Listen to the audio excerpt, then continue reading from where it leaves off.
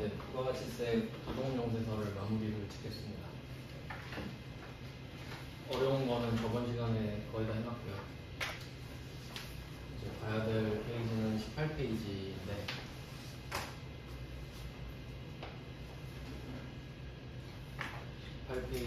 부가가치세 부속명세서 18페이지 보면 6번 있죠. 6번에 공통 매입액의 정산 내역 이렇게 되어 있습니다.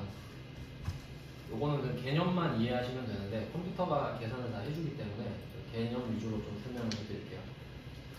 우선 페이지를 세팅을 좀 해보시고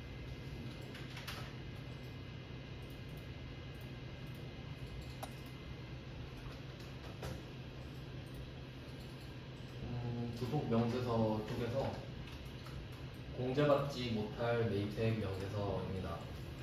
그러니까 이쪽에 탭이 4개나 있기 때문에 여기서 나오는 주제가 꽤 있어요. 공제받지 못할 매입액 명세서로 가볼게요. 근데 저번에 요거는 한번 해봤거든요. 공제받지 못할 매입액 내역. 이게 그 메인 매출 전표로 치면 54번 불공 그 내용들이 나오는 거였고요. 그건 앞에서 했고,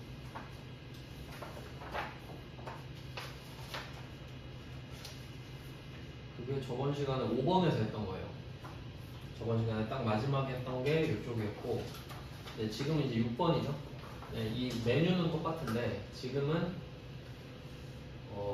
공통 매입액의 정산 내역 이렇게 되어 있습니다. 그러니까 이 부분인데 세 번째 탭이에요. 세 번째 탭. 어떤 내용인지 한번 생각을 해보겠습니다. 그냥 그 1번 문제 가지고 한 문제에 넣어놨거든요. 한 문제면 정확히 알 수 있기 때문에 예를 한번 들어서 설명을 드리겠습니다. 자, 1번 문제 보시면 제송테크는 과세 및 면세 사업을 영위하는 겸용사업자다 이렇게 있는데, 보통 그 과세랑 면세를 겸해서 운영한다고 해서 겸용사업자라고 불러요. 원래 구분할 때는 그냥 과세사업자긴 합니다. 그럼 이때 그 예정이랑 확정 이렇게 나눠져 있죠. 따로 나눠서 설명을 해드릴게요. 자, 예정이랑 확정으로 나눠서 해보겠습니다. 이익이 예정 7월, 9월 이렇게 돼 있죠. 그리고 그 공통 매입세액이라고 써 있는 부분을 한번 생각해 볼게요. 예를 들면 약국 이런 걸로 해보겠습니다. 약국, 예시, 약국. 약국이 대표적인 겸용사업자인데 그 처방전을 갖고 가서 약을 조제해주는 그 서비스는 면세고, 일반 의약품 있죠. 뭐 타이레놀, 개보린 이런 거는 과세기 때문에 약국은 무조건 겸용사업자거든요. 그러면 기본적으로 과세 매출액도 있고 면세 매출액도 있겠죠. 근데 그 약국에서 간판을 하나 샀다고 해볼게요. 간판도 막 몇백만 원 하죠, 비싼 거는. 그러면 간판을 샀는데 그게 이제 7월, 9월에 있는 공통 매입세액의 1억 보이시나요? 그러니까 금액이 말이 안 되긴 하는데 그 금액이 1억이라고 해봅시다. 간판이 1억이라고 해봅시다. 이걸 가지고 생각해 볼게요. 그러면 약국에서 1억짜리 간판을 샀어요. 그러면 1억은 자기 자산이겠죠. 자산. 그리고 부가가치세가 1000만 원이 붙는 거잖아요. 그럼 국세청이 이 약국을 보면서 무슨 생각을 할지 생각해 볼게요. 약국은 과세 매출액도 있고 면세 매출액도 있죠. 근데 간판을 산 거예요. 부가가치세가 1000만 원이래요. 그럼 이 1000만 원을 다 줘야 될까? 이 생각을 할 거 아닙니까? 근데 국세청이 보기에 얘는 면세도 하는데? 이 생각이 들겠죠. 그러니까 면세 비율을 따져가지고 면세 비율만큼은 안 해주겠다 이 소리예요. 그러니까 제목이 공제받지 못할 매입세액 명세서에 있는 거죠. 즉 면세 비율을 찾을 거예요. 대충 이해되시죠? 그러니까 여기서 주인공은 1억이 아니에요. 1억에다 X표 치세요. 1억은 이미 자산으로 갖고 있는 거잖아요. 문제는 1000만 원이죠. 1000만 원이 주인공이에요, 지금. 이해되셨죠? 그러니까 이 1000만 원을 어떻게 할 거냐, 그거니까. 그러면 7월, 9월에 매출액을 한번 볼게요. 7월, 9월의 매출. 과세가 4억. 그리고 면세가 4억 있죠. 자, 그럼 여기서 포인트는 과세는 부가가치세가 따로 붙으니까 부가세가 4천이 있는 거고, 면세는 부가세가 없으니까 그냥 4억 이렇게 있는 거죠. 그럼 여기서 포인트는 비교 대상은 부가세 빼고 4억 4억끼리가 4억 4억. 그래서 이때 이 4억이랑 4억을 합친 게 8억이 전체인 겁니다. 전체는 8억이 되는 거예요. 자료 갖고 계시죠? 그 구성명세서 18페이지 보시면. 그래서 전체 8억 중에 면세 비율이 50%죠. 면세에다가 50% 써봅시다. 면세 옆에 큰 비였죠? 여기까지 이해되시나요? 그러니까 7월, 9월 이 3달 동안은 간판을 사서 1000만원 세액이 발생했는데 이 중에 매출액으로 따져보니까 과세랑 면세랑 반반씩 한 거예요. 그럼 면세 매출액이 50%니까 국세청은 이렇게 말하겠죠. 너 부가세 1000만원 낸 거 있네? 이 중에 50%는 안 돌려줄게 라고 말하겠죠. 그만큼은 면세 사업자랑 똑같으니까. 그래서 얘 둘을 합치면 곱하면 예정 때 불공제 세액이 돼요. 여기까지 이해되셨나요? 그럼 이걸 한번 입력해 볼게요. 자, 얘는 그 안분 내용 있죠. 안분. 그러니까 이 안분이 예정 때 하는 거고 정산이 확정 때 하는 거거든요. 근데 우리 시험에서는 확정밖에 안 내긴 하는데 이게 세무 1급 문제로 둘 다 하라고 했어요. 그냥 연습용으로 한번 해보는 겁니다. 자, 그럼 안분 클릭하시고 조회는 예정이니까 7월, 9월 이렇게 해봅시다. 7월, 9월 들어가서 안분 골라주시고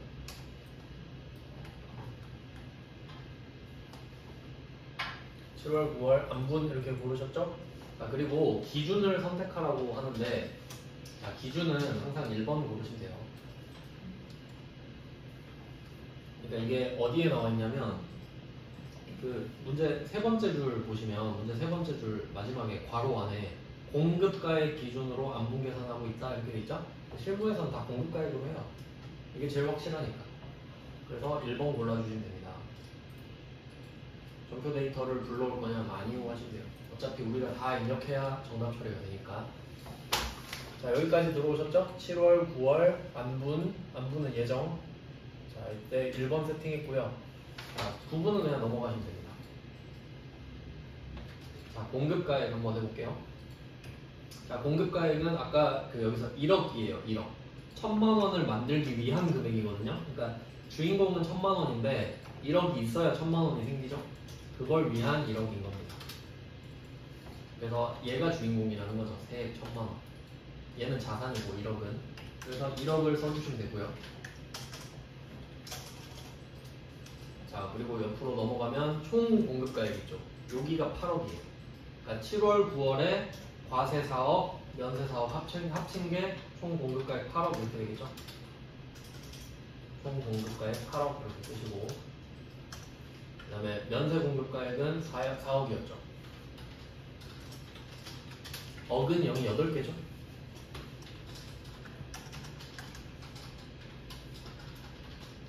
자, 그래서 이쪽에서 쓴 게 1억 쓰고 8억 쓰고 4억 쓰면 돼요. 여러분은 이 세 개만 쓰면 되는 거예요. 됐죠? 그러면 계산 한번 볼까요? 내가 어떻게 계산했나? 지금 7월, 9월 동안 매입세액이 1000만원이 있는데 이 중에 면세 비율이 50%니까 지가 곱한 거죠. 1000만원에 50%를 곱한 거죠. 그래서 500만원이 뜨잖아요. 그걸 불공제 적어놓은 거죠. 이게 예정 거예요. 자, 예정은 끝. 이제 정산으로 넘어가 보세요. 자, 정산으로 탭을 바꾸시고 개월수는 10월, 12월로 바꿔야겠죠.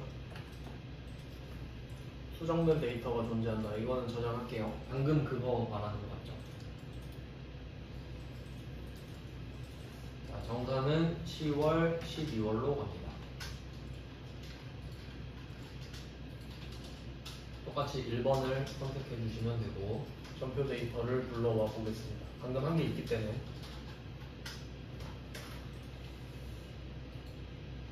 이렇게 하면 그 방금 불공제 된 게 500이 이렇게 추가됩니다. 추가.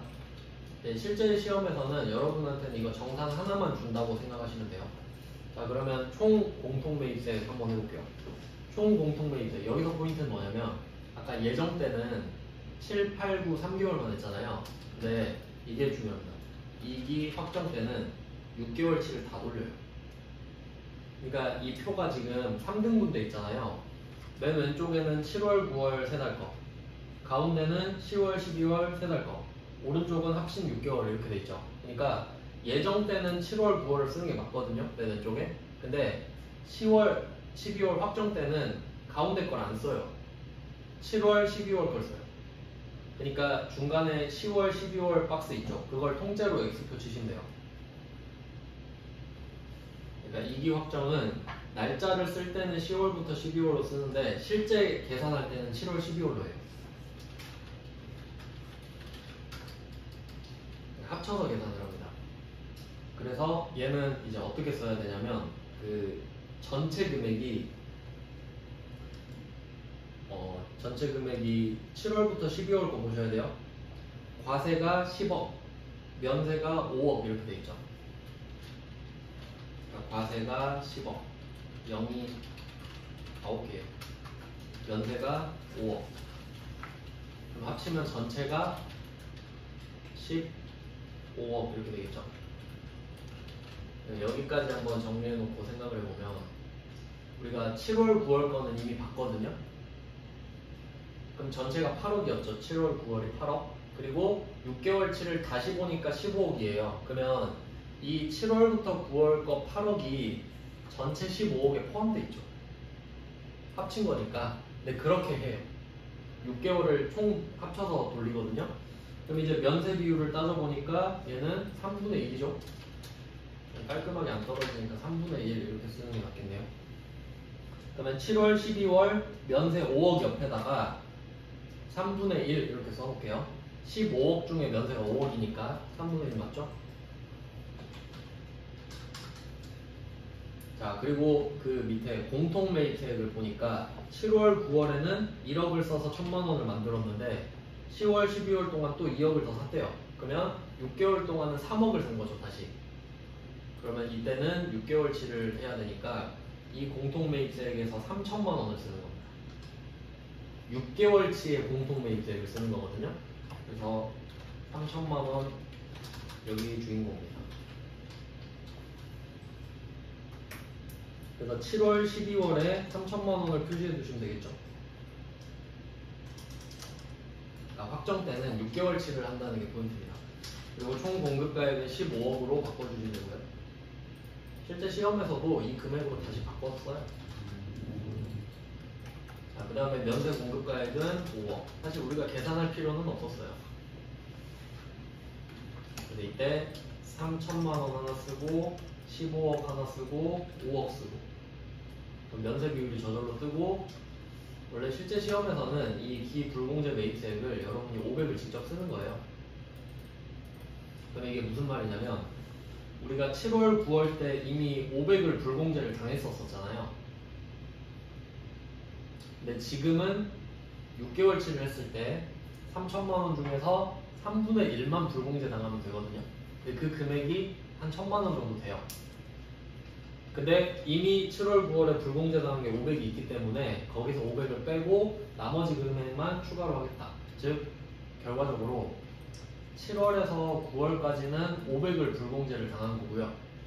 그리고 10월에서 12월분은 여기서 500만 원 근접하죠. 이 두 개를 합쳐서 결과적으로 6개월 동안 7월부터 12월 동안 이 금액을 불공제 당한 거다 이렇게 표시가 되는 겁니다. 그래서 결론은 어차피 시험 문제에서는 이거 정상 하나만 낼 거거든요. 그러니까 예정 아까 한 건 그냥 형식적으로 보여드린 거예요. 이 문제를 내면 여러분은 3개만 표시하면 되는 거죠. 3,000만 원 쓰고 15억 합쳐서 쓰고 그러니까 3,000에 하나 동그라미 쳐주시고 10억이랑 5억이랑 합쳐가지고 동그라미 크게 하나 쳐주시고 5억만 하나 더 동그라미 치시면 되겠죠. 그 3개만 필요한 거예요. 실제 시험에서는. 그리고 지금은 찾아서 내라고 했지만 기불공제 매입세액을 500으로 알려줄 겁니다. 실제 시험에서는. 그러니까 그것만 칸에 딱 맞춰서 적으면 끝나는 거죠. 그래서 얘는 컴퓨터가 계산을 다 해주기 때문에 여러분은 이게 뭘 하는 건지만 이해하시면 돼요. 계산은 컴퓨터가 다 합니다. 그래서 여기서 지금 세무 1급이라서 두 개를 줬지만 우리한테는 정산 하나만 준다, 이렇게 생각을 하시면 됩니다. 그러니까 실제 시험에서는 이렇게 내는 거죠. 한번 요약해서 보여드릴게요. 실제 이게 시험 문제 세무 2급으로 나오면은 이게 세무 1급이잖아요. 세무 2급 버전으로 바꾸면 이 표를 똑같이 줍니다. 그리고 그냥 정산 내용만 해라, 이렇게 해줄 거예요. 그리고 기불공제 매입세액은 500만 원이다, 이렇게 줄 겁니다. 이걸 그냥 알려줄 겁니다. 그러면 지금 여러분 동그라미 3개 쳤죠? 3천만 원 하나 동그라미 쳤고, 15억 하나 동그라미 쳤고, 5억도 하나 동그라미 쳤잖아요. 동그라미 3개죠? 거기다 마지막으로 기불공제 매입세액은 알려주니까 이 500을 그냥 이 칸에 적기만 하면 되는 겁니다. 그러면 컴퓨터가 알아서 계산을 끝내요. 그러면 끄고 저장하면 됩니다. 네, 그러니까 실제로 4칸만 입력하면 끝나는 거죠. 네, 정산은 어차피 모든 문제가 다 똑같이 나올 거니까. 그러니까 이 문제에서 포인트는 10월, 12월로 나온다고 해도 10월, 12월 거 데이터를 안 쓴다는 거죠. 6개월치를 쓰니까. 네, 그게 포인트입니다. 자, 이제 다음 문제로 가보겠습니다. 이쪽은 진짜 그냥 단순 암기예요.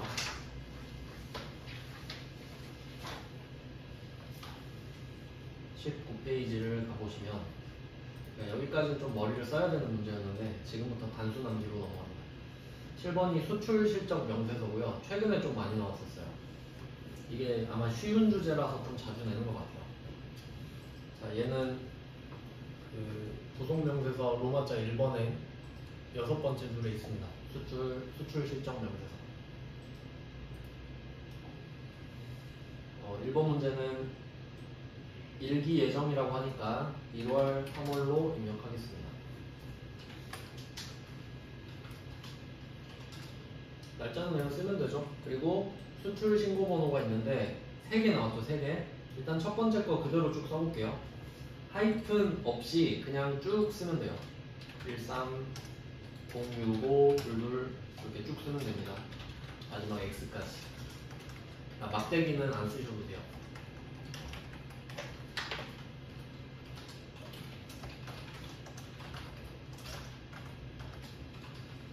그리고 선적일자는 여러분 오른쪽 위에 프로그램 날짜 연도 맞춰가지고 그냥 쓰시면 될 것 같아요. 저는 지금 프로그램이 2023년으로 되어 있어서 2023년 1월 31일 선적일 쓰시면 돼요.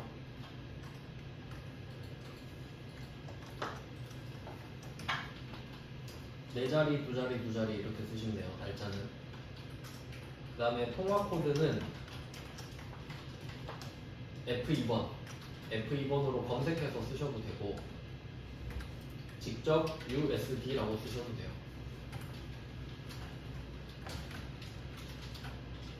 화폐 단위입니다. 유나이티드 스테이트 오브 아메리카의 달러다, 이렇게 된 거고요. 그 다음에 환율, 얘가 문제인데 얘는 공식을 하나 적어 놓을게요. 그리고 공식 하나만 외우면 됩니다.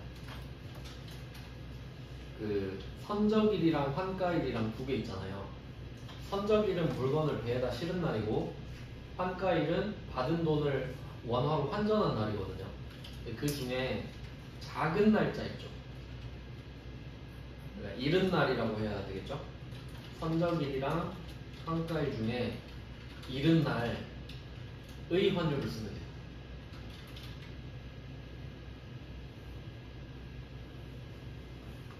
단순하게 수식으로 표시하면 이렇게 되겠네요. 그럼 결과적으로 선적일이랑 환가일이랑 날짜를 두 개를 준다면 이 중에 작은 날짜를 찾읍시다. 그럼 첫 번째 제임스사는 환가일이 더 작죠. 그럼 환가일의 환율을 쓰세요. 그게 공식이에요. 이렇게 외워두시면 됩니다. 그러면 환가일 환율은 1080이죠? 1080 이렇게 쓰시면 돼요. 외화는 10만 이렇게 쓰면 돼요. 그럼 지가 알아서 곱해줍니다. 쉽죠? 이것만 외우면 되거든요. 그 다음에 거래처 코드는 F2번. 그래서 원래는 제임스사로 검색하면 나오겠죠. 지금은 없지만. 그래서 포인트를 다시 요약하면 선적일자는 무조건 선적일자를 쓰는 거예요. 선적일자는 둘 중에 이른 날짜를 쓰는 게 아니고 무조건 선적일자 쓰는 겁니다. 제임스사 보시면 환가일이 선적일보다 더 이르잖아요. 그래도 선적일은 선적일을 써야 되고 환율은 둘 중에 환가일이 이르죠? 그러니까 환율은 환가일 환율수. 이해되셨죠? 자, 두 번째 거도 써보세요. 13075 20080 07 X 네.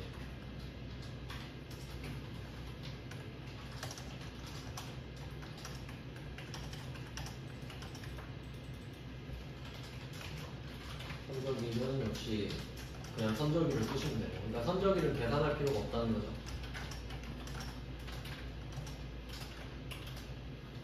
코드는 똑같이 써주시고 환율은 역시 둘 중에 이른 날을 찾아볼게요. 자, 랜덤 기업은 선적일이 환가일보다 더 이르죠. 그러면 환율은 선적일의 환율 1050원, 달러는 8만 달러.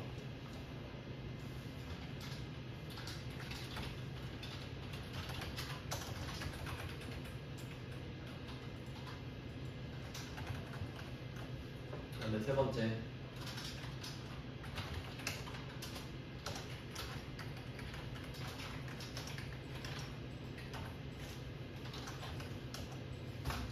자, 세 번째 거도 번호 쭉 쓰시고 선적일 쓰시면 되고요. 자, 통화 코드는 이번에 엔화죠. 재팬 N입니다.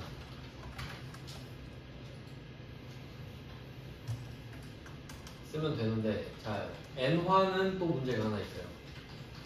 이제 우리가 달러는 달러랑 원화랑 직접 비교하기 때문에 진짜 환율이 있거든요. 그걸 기준 환율이라고 하는데, 그 달러 외에 다른 화폐들은 화폐 환율끼리 또 비교를 하는 걸 쓰는, 간접적으로 쓰는 환율을 쓰거든요.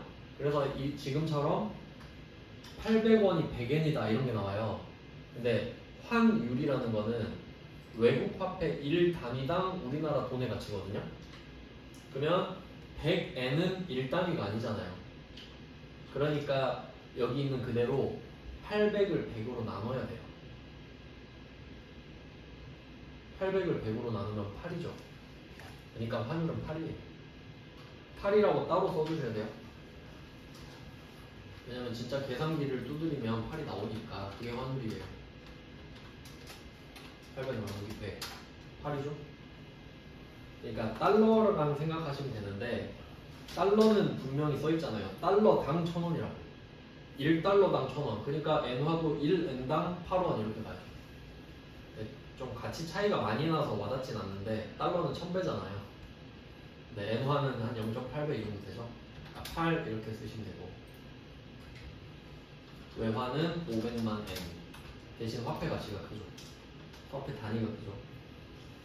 이렇게 돼요. 그리고 여기서는 환가율이 아예 없기 때문에 당연히 선적일의 환율밖에 쓸 수가 없었죠. 그래서 이 정도. 핵심은 둘 중에 이른 날의 환율을 쓰면 된다. 엔화는 1단위당 원화로 만들어서 쓰면 된다 정도입니다. 거래처는 실제로는 다 검색이 되겠죠. 옛날에는 이걸로 끝냈거든요. 근데 한 개를 더 내요. 이 정도까지 하면 되게 할만한데, 자, 문제 보시면 수출 실적 명세서랑 영세율 매출 명세서 이렇게 두 개 언급했죠.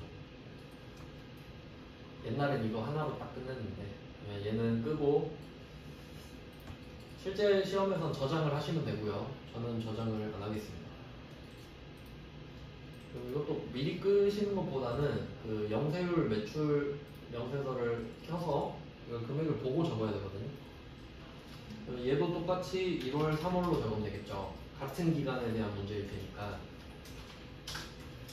가셔서 방금 수출 실적 명세서에다가 적은 거는 쉽게 말하면 매입 매출 종표로 치면 16번 수출에 해당되는 애들이거든요. 그러면 이 영세율 매출 명세서로 갔을 때 해당되는 내용을 보면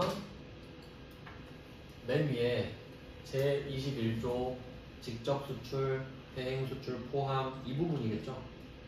실제 16번 수출 쓸 때도 이 유형을 고르거든요. 그러면 아까 위에서 쓴 금액의 합계를 한번 보시면 원화 합계 금액이 답에도 나왔죠. 2억 3,200만 원이라고 써있죠. 그걸 첫 번째 칸에 써주시면 됩니다. 그러니까 전혀 어렵진 않아요. 그래서 이것까지 쓰고 끄고 시험장에서는 역시 저장을 하면 되겠죠. 그러니까 아까 그 창을 끄기 전에 그 합계를 여기다 옮겨놓고 둘 다 끄고 저장하면 돼요. 그러니까 엄청 할만한 주제예요. 실제로 최근에 진짜 많이 나왔고. 네, 다음 문제도 한번 보겠습니다. 20페이지. 아, 요건 세무 1급 거라서 안 해도 될 것 같아요. 얘는 뒤쪽에 한 번, 요거는 해야겠다. 2번은 세무 1급에서만 나왔던 거라서 안 하고 3번은 세무 1급 건데도 하는 이유가 이게 똑같이 나온 적이 있거든요. 세무 2급에도. 그래서 얘는 한번 해보겠습니다. 두 문제 정도만. 네, 얘는 또 차이가 뭐냐면 아까 방금 1번 문제는 메인 매출 전표에 반영하지 말라 그랬거든요. 근데 지금 이 문제는 메인 매출 전표에 반영하시오 라고 써있어요. 자, 그러면 다시 수출 실적 명세서로 가가지고 입력을 해보겠습니다. 2기 예정이네요. 7월 9월이고 얘는 한 개밖에 안 줬죠. 수출 신고 번호를 하나만 딱 쓰면 됩니다.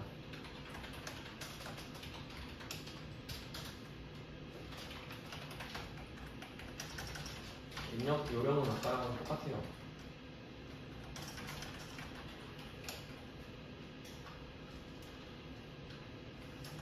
자, 이번에도 날짜가 2개 나오는 거는 아까 같은 내용을 물어보고 싶은 거겠죠? 선적일자랑 환가일 중에 이튿날이 선적일자죠. 그럼 그날의 환율인 1360을 써라 그거이고요. 외환은 20만이죠.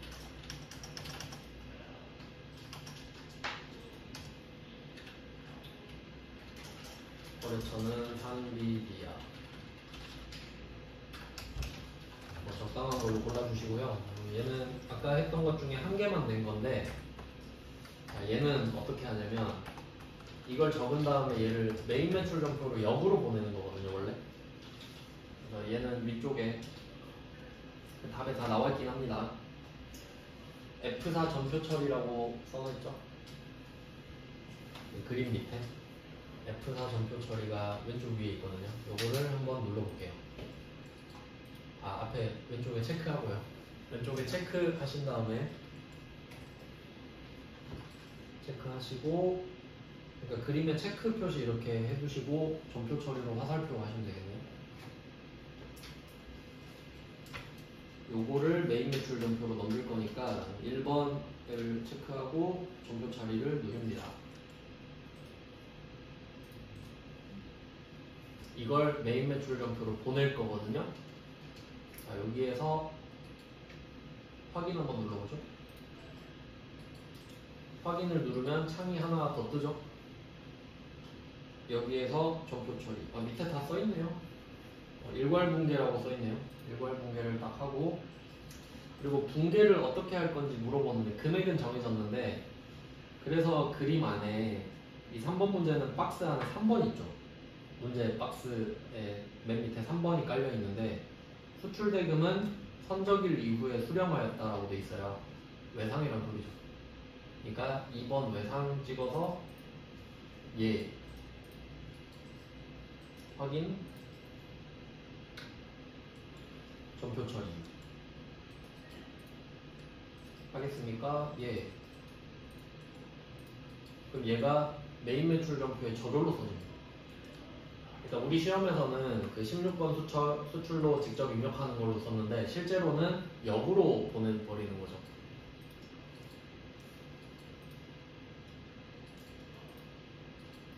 그러면 뭐 실제로 시험에서는 확인은 안 해도 되는데 그냥 확인을 해볼게요. 형식상 날짜는 8월 22일로 들어가 있을 테니까 8월 22일 메인 매출 점표로 들어가면 실제로 이 붕괴가 되어 있습니다. 실제로는 이렇게 메인 매출 점표에 입력할 일이 없는 거죠. 저절로 들어와 있죠. 그래서 여기서 원래는 이 영세율 부분에서 1번을 이렇게 딱 골라주면 마무리가 되는 거겠죠. 근데 이 문제에서 메인 매출 점표 하라고 했으니까 요거까지 해주시는 게 좋겠네요. 메인 매출 점표 반영하라고 했죠. 그래서 역으로 이렇게 보낸 다음에 마지막에 영세율 구분만 골라주시고 끝내면 되겠습니다. 나온 적이 있긴 있어요. 근데 주로 나오면 1번처럼 나올 것 같긴 해요. 너무 손이 많이 가죠. 그래서 어쨌든 1번처럼 나오면 푸실 수 있어야 되고 결론은 이른 날짜의 환율을 쓰시면 된다. 이게 포인트가 되겠죠.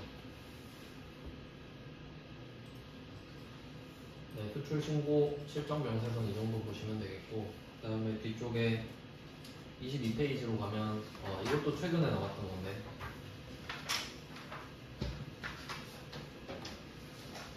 부동산 임대 공급가액 명세서입니다. 얘도 쉽습니다.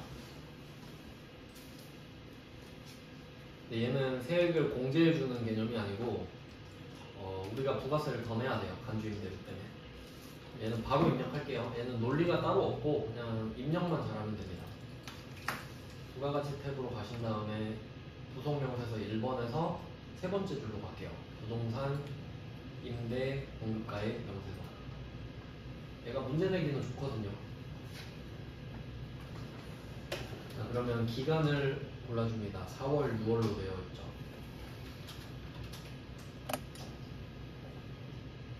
요건 연습할 때는 좀 날짜 계산이 좀 복잡한데 일단 해볼게요.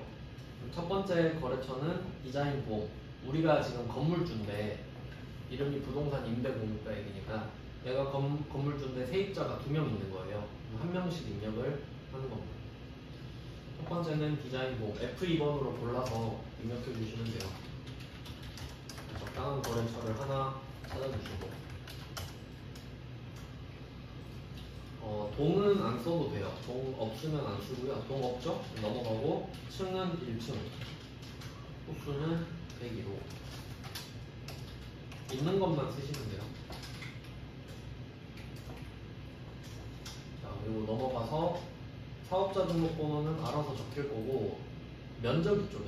면적은 있는 거 보고 쓸게요. 120 제곱미터죠. 면적 쓰시고 그 다음에 용도는 사무실 이렇게 써주시면 돼요.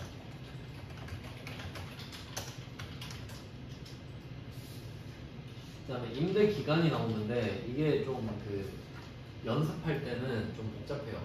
이게 여러분이랑 저도 다를 수도 있는데 저는 23년 프로그램이거든요 지금. 근데 지금 이 기출문제는 24년 거예요. 그럼 1년 차이가 나서 이 연도를 맞춰서 써야 금액 차이가 안 나거든요. 근데 괜히 복잡하니까 그냥 있는 그대로 쓸게요. 자, 그러면 임대 기간은 2022년 5월 1일 이렇게 첫날을 써주고요. 계약갱신일 1 해가지고 임대 기간 첫 번째 칸에 그럼 두 번째 칸에는 마지막 날 보통 2년으로 하니까 2024년 4월 30일을 씁니다. 그 다음에 이 날짜를 쓰면 칸이 내려와지는데 여기에 보증금 4천만 원을 써주시고 그 다음에 월세는 200을 써주시고 그 다음에 여기서 조심하셔야 되는데 보증금 엔터 치면 내려오고 월세 엔터 치면 옆으로 가버리거든요. 여기다가 이제 습관적으로 관리비를 써버리면 금액이 지워져 버리니까 천천히 잘 쓰셔야 된다. 칸을 내려서 225만 원 이렇게 관리비를 또 써줘야겠죠. 그럼 이 계약 기간에 계약금을 이렇게 쓰면 컴퓨터가 알아서 계산을 해요. 자, 그리고 문제는 여기서 계약을 혹시 갱신한 게 있으면 또 적어줘야 되거든요. 근데 지금 보니까 그 표 밑에 점 있죠. 첫 번째 점 101호 임차인 디자인 봄은 최초로 임대를 개시했다. 이게 첫 번째 계약이고 자, 2년 경과 후 계약기간 만료로 갱신했죠. 2024년 5월 1일부터 다시 시작했죠. 그러면 2번 칸으로 다시 올라가셔서 계약 갱신일 여기다가 그 날짜를 써주세요. 그러니까 첫 번째 계약 기간 마지막 날의 다음 날이 되겠죠. 2024년 5월 1일. 그럼 첫 번째 날은 저절로 반영이 되고 마지막 기간은 2026년 4월 30일. 보증금은 똑같네요. 아니다. 6천으로 인상했다 그러죠? 6천으로 인상했답니다. 월세랑 관리비는 동일하다고 했으니까 월세는 200, 관리비는 25만원을 한 번씩 더 써주시면 되겠죠. 그냥 이렇게 쓰기만 하면 돼요. 엄청 간단해요. 자, 그리고 첫 번째 임차인은 다 썼으니까 다시 왼쪽 위로 가서 두 번째 칸을 클릭한 다음에 2번을 클릭해서 F2번하고 또 뭐 하나 넣어줍니다. 두 번째 임차인은 스마일 커피죠. 똑같이 해주시면 돼요. 2층 201호.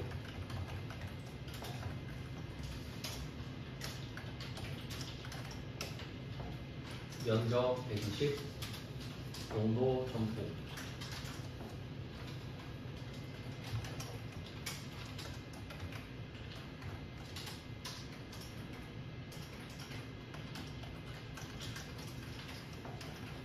그리고 얘는 뭐 갱신에 대한 내용이 따로 없으니까 계약 기간은 한 번만 써주면 되겠죠. 2024년 1월 1일, 2024년 12월 31일. 딱 1년 계약이네요. 이번에도 보증금이랑 월세 관리비를 써주시면 돼요.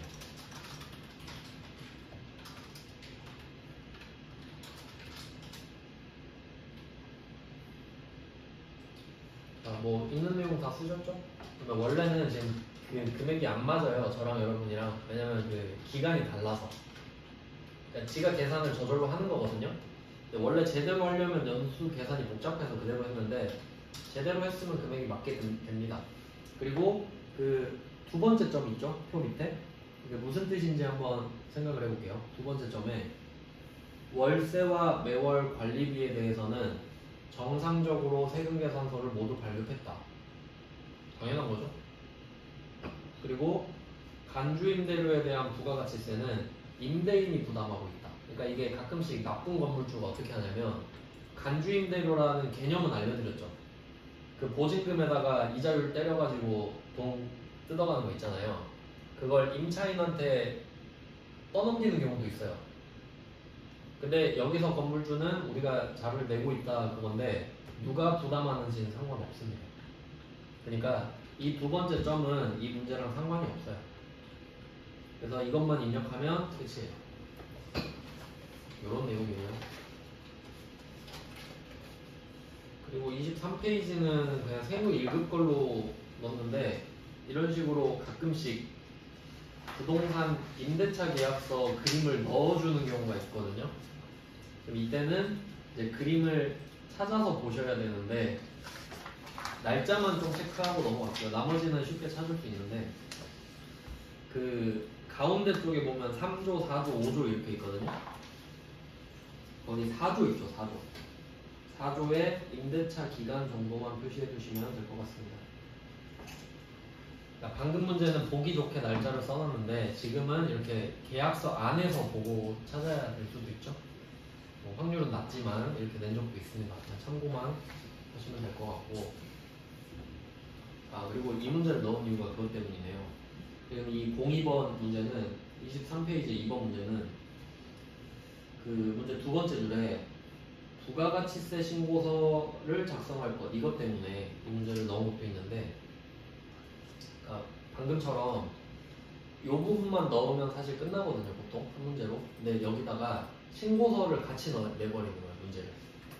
그럼 지금 기간이 4월부터 6월인데 신고서도 한번 열어볼게요.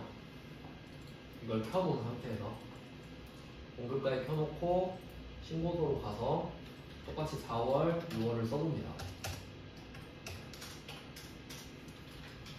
원래는 뭐 비어 있다고 치고요. 이제 뭘 하라는 거냐면 여기 그 부동산 임대 공급가의 명세서 아래쪽에 보시면 월세 등 있죠. 간주임대료 있죠.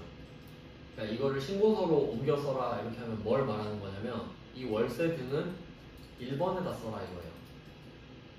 왜냐면 우리가 월세 받고 세금 계산서 줄 거 아니에요. 그러면 1번을 쓰겠죠. 1번으로 들어가겠죠.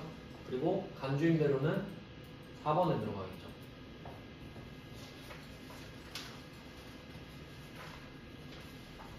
그래서 얘는 그 24페이지 그림에다가 표시하시는 게 편하겠죠. 둘 다 그림 넣어놨거든요. 그러면 이 24페이지의 금액을 다 썼다고 하면 첫 번째 그림이 부동산 임대 공급가액 명세서예요. 여기 밑에 보시면 월세 등 360 있죠. 요거를 밑에 그림에 부가가치세 신고서 1번 금액 360으로 화살표. 그 다음에 또 첫 번째 그림의 간주임대료 281, 260 얘를 두 번째 그림의 4번 281, 260 똑같죠? 그러니까 혹시 내면 이 정도 수준이거든요. 그러니까 엄청 어렵진 않고 신고서 가서 이 금액을 한 번씩 더 적으세요 그 정도예요. 그러니까 문제 내기에 이 정도가 좀 적당하거든요. 난도가. 자, 그 다음은 마지막 주제입니다. 이거 나오면 진짜 대박인데 진짜 쉽습니다. 얘는. 건물 등 감가상각 자산 취득 명세서입니다. 얘는 부속명세서 1번에 밑에서 세 번째 줄에 있어요. 얘는 진짜 쉬운 게 뭐냐면 딱 한 문제를 넣은 이유가 있는데 여기에 보면 이름이 건물 등 감가상각 자산 취득 명세서죠. 그럼 안에 내용이 3개 있는데 하나씩 볼게요. 첫 번째, 업무용 승용차 감가상각 대상이죠. 두 번째, 공장 건물 감가상각 대상이죠. 세 번째, 포장 기계 감가상각 대상이죠. 그럼 그냥 쓰면 돼요. 여기서 보통 뭐 때문에 헷갈리냐면 아마 이 생각을 하실 거예요. 첫 번째 거 보면서 업무용 승용차 2000cc를 구입했다. 세금 계산서를 받았다. 이거 54분 불공 아니냐? 그건 공제받지 못할 매입세액 명세서에 적는 거고요. 지금은 서류 이름이 건물 등 감가상각 자산 명세서죠. 그러니까 여기는 감가상각 대상은 그냥 다 적는 거예요. 아무 논리가 없어요. 그냥 적으면 돼요. 근데 만약에 출제자가 장난을 치고 싶다 그러면 네 번째 토지 이런 거 넣겠죠. 토지는 감가상각 대상 자산이 아니잖아요. 그럼 안 쓰면 되겠지 뭐. 근데 얘는 셋 다 문제에서 이미 까버렸죠. 문제 두 번째 줄에 모두 감가상각 대상에 해당한다. 다 쓰란 소리예요. 그러니까 다 쓰면 됩니다. 받아쓰기 한번 할게요. 24년 2기 확정이니까 10월, 12월 이렇게 하시고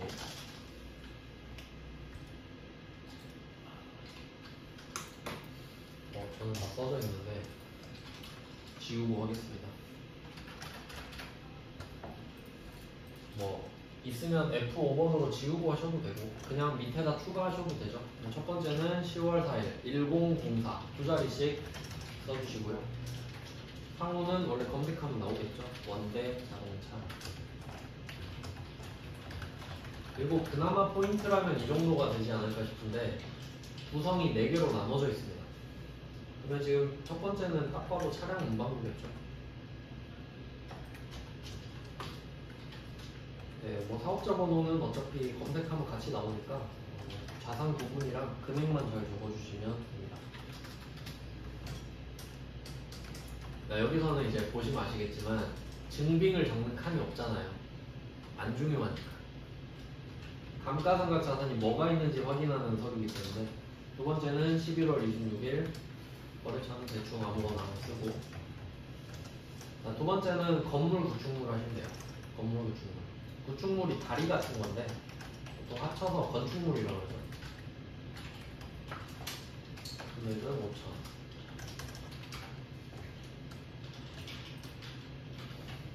세 번째는 12월 9일.